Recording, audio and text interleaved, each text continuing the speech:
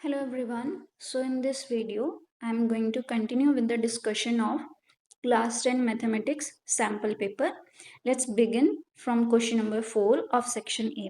Question number 4 में हमारे पास given है कि एक सर्कल है, उसके अंदर दो कॉर्ड्स हैं. पहली कॉर्ड का नाम है AB, दूसरी कॉर्ड का नाम है CD.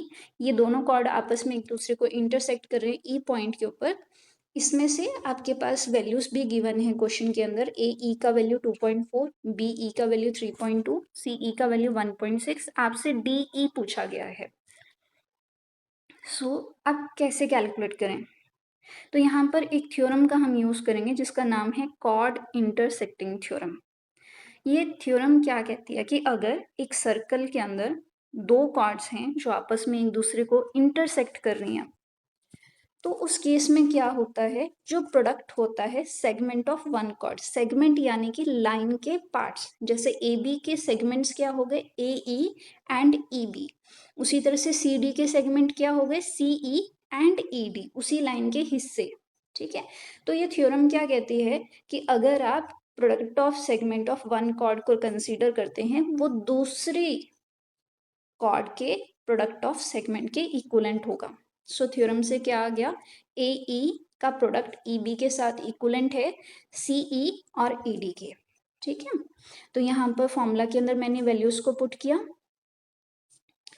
अब कैलकुलेशन आती है यहाँ पर थोड़ी सी, उसको हम करते हैं. देखो मेरे पास क्या है, 24 divided by 10, then 32 divided by 10, और यहाँ पर 1.6 है तो 16/10 हो गया. डायरेक्टली मैं क्रॉस मल्टीप्लाई करके लिख रही हूँ, जो कि यहाँ पर किस में चेंज हो जाएगा, 10 divided by 16 is equal to E D.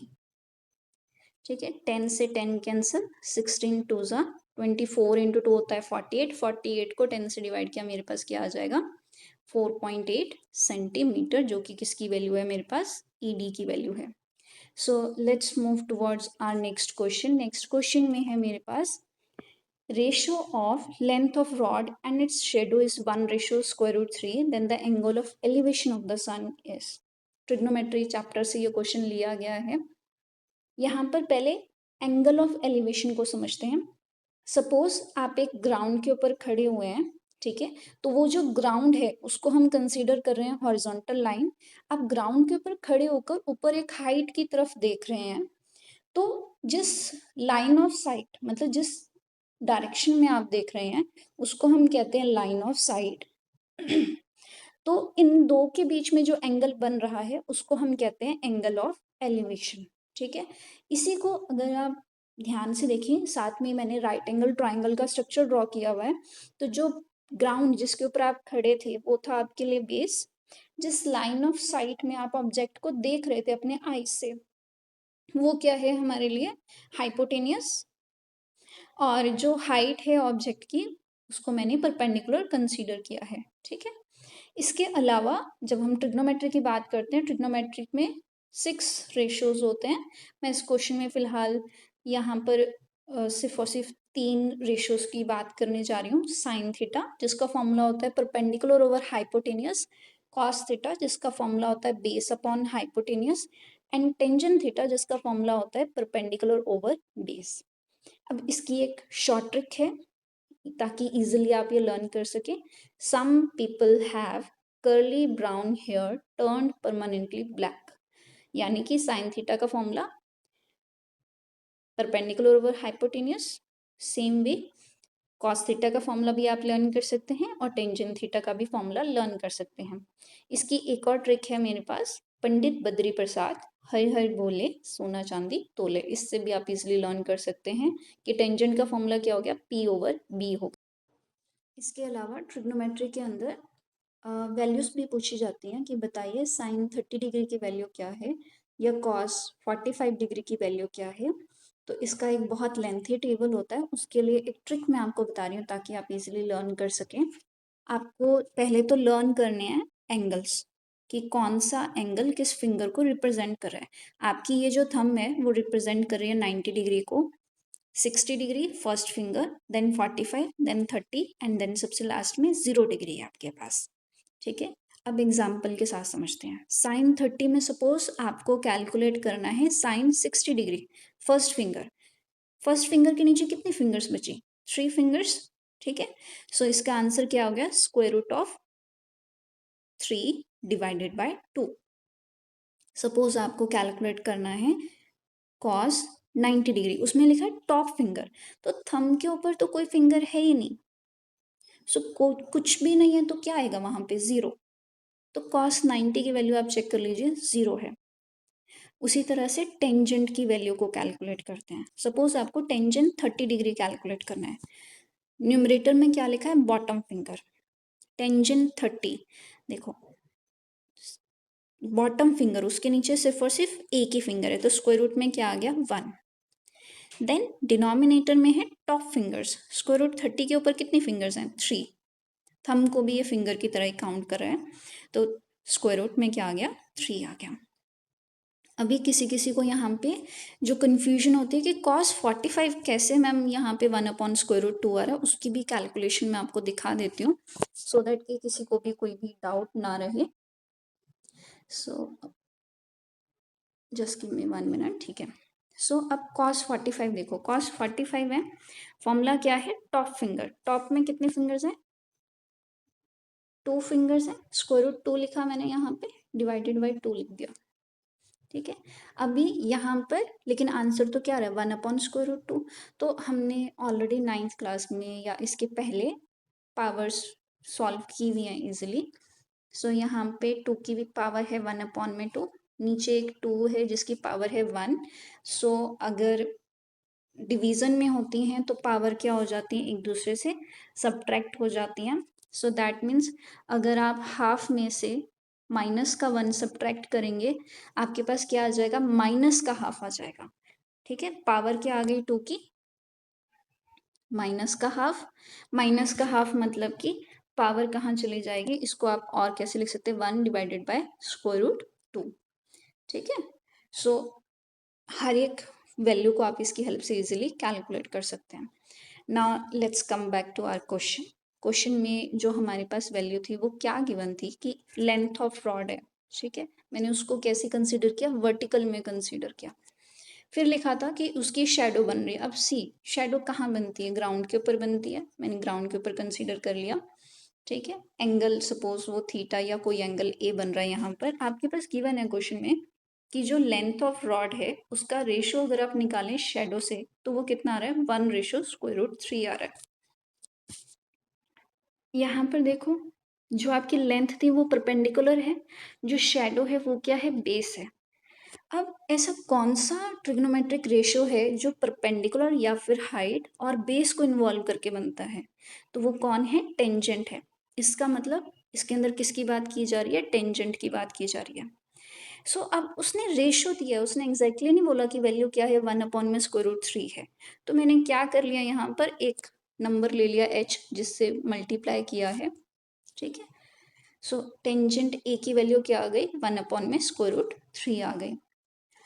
Again आपके पास टेबल था ना, उसमें देखो दोबारा ध्यान से कि टेंजेंट की वैल्यू कौन से एंगल के लिए 1 अपॉन में √3 आई थी? वो एंगल था टेंजेंट 30। टेंजेंट से टेंजेंट कैंसिल हो गया, आपके पास ए की वैल्यू क्या आ गई? आपके पास 30 डिग्री आ गई। So with this question also ends here. Let's move towards next question. Next question है, if a circular grass lawn of 35 meter in radius has a path 7 meter wide running around it on the outside, then the area of the path is। एक diagram मैं आपके पास share कर रही हूँ ताकि आप इसको विजुलाइज कर सकें कि क्या है एक्चुअल में क्वेश्चन में।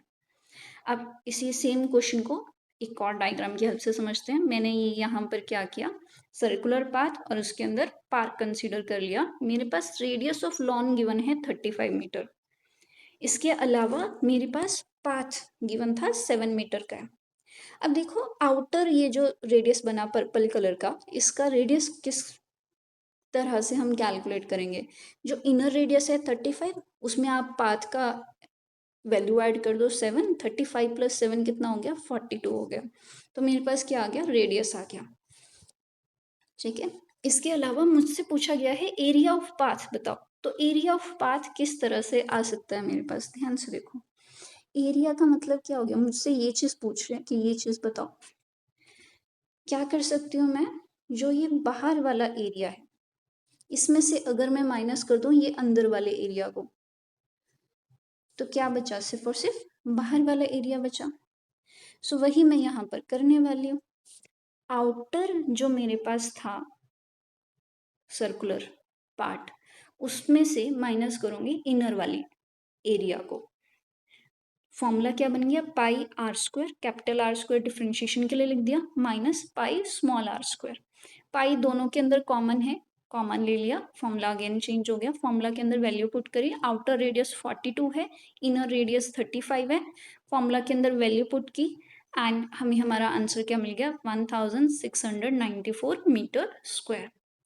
Let's move towards next question. Next question में गिवन था कि दो पोल्स हैं जिनकी हाइट है 6 मीटर एंड 11 मीटर, वर्टिकली है, ठीक है। डिस्टेंस उनके बीच का 12 मीटर गिवन है। हमें कैलकुलेट करना है कि इनके टॉप के बीच का डिस्टेंस कितना है। डायग्राम की हेल्प से दोबारा से समझते हैं। एक 6 मीटर का पोल है जिसका नाम मैंने ए बी रख दिया यहाँ पर। फिर इसके बाद एक 11 मीटर का पोल है जिसका नाम मैंने सी डी रख दिया है यहाँ पर। इनके बीच का जो डिस्टेंस है वो कितना है, 12 मीटर है, जिसका नाम मैं ए सी रख रही हूँ। अपने आप ऑटोमेटिकली उसका नाम ए सी हो गया। अब एक चीज देखो, ये ए सी जो है ग्राउंड से एज इट इज अगर मैं इनको ऊपर लेकर जाऊं तो भी उस केस में क्या हो जाएगा, 12 का 12 मीटर रहेगा। अब ये जो 12 मीटर जहां पर आ रहा है उसमें एक चीज और समझो, ये 11 मीटर किस तरह से बना होगा। इसमें से बीई नाम रख दिया है मैंने उस ऊपर वाली हाइट का। 11 मीटर बेसिकली कैसे बना, 6 मीटर वाले पोल की हाइट को माइनस करो तो 11 में से 6 के ऊपर क्या बचा, आपके पास 5 बचा, ठीक है। तो ये जो डी सी है बेसिकली किसका कॉम्बिनेशन है, डी ई प्लस ई सी का कॉम्बिनेशन है। इतना समझ में आया, ठीक है। अब क्वेश्चन में मुझसे पूछा था कि उनके टॉप की जो हाइट है वो डिफरेंस बताओ कितना है, मतलब मुझसे हाइपोटेन्यूस बेसिकली पूछ रहे हैं। इसी ऊपर वाले पार्ट को, ये जो ट्राइंगल आपको बी डी ई नजर आ रहा है, इसको मैं रीड्रॉ कर रही हूँ यहाँ पर, ठीक है। 12 मीटर का मैंने बेस ले लिया, फिर यहाँ पर हाइट मैंने कंसीडर की 5 मीटर, और मुझसे जो पूछा गया है हाइपोटेनस उसको मैंने यहाँ लिख लिया। कुछ नहीं करना है, पाइथागोरस थ्योरम अप्लाई कीजिए। हाइपोटेनस का square is equal to perpendicular square plus base square. Value put की, हाइपोटेनस स्क्वायर आ गया 169, स्क्वायर रूट लेंगे, आपके पास distance between tops of pole क्या आ गया, 13 metre. Let's move towards next question. Next question था perimeter of one face of cube is 20 centimeter. We have to calculate its surface area. So यहाँ पर मेरे पास क्यूब है, इसका जो एक फेस है, मतलब मैंने उसको स्ट्रक्चर को अलग निकाल लिया, 20 सेंटीमीटर गिवन है। हमें पता है ये पैरीमीटर है। पैरीमीटर किसके इक्वलेंट होता है, sum of all the four sides, ठीक है। That means four side square की हर एक साइड आपस में इक्वल होती है। मैंने एक साइड को ए कंसीडर कर लिया, ऐड किया, ए को 4 टाइम्स 4a बन गया, वो किसके इक्वलेंट है, 20 सेंटीमीटर के इक्वलेंट है। यहाँ से साइड का वैल्यू कितना आ गया, 5 सेंटीमीटर आ गया। क्वेश्चन में पूछा था surface area of cube. Surface area of cube का फॉर्मूला क्या होता है, 6a स्क्वायर, मतलब कि 6 इंटू 5 इंटू 5। कैलकुलेट किया, 150 सेंटीमीटर स्क्वायर मेरे पास आंसर आ गया। Next question, the coordinates of the point which is reflection of point -3, 5। देखो रिफ्लेक्शन बोला है, -3, 5 का रिफ्लेक्शन एक्स एक्सिस पे, मतलब जहां आपको एक्स एक्सिस दिख रहा है, ये रहा जैसे मेरा एक्स एक्सिस, यहाँ पर आप क्या कर दीजिए, अपना मिरर प्लेस करो।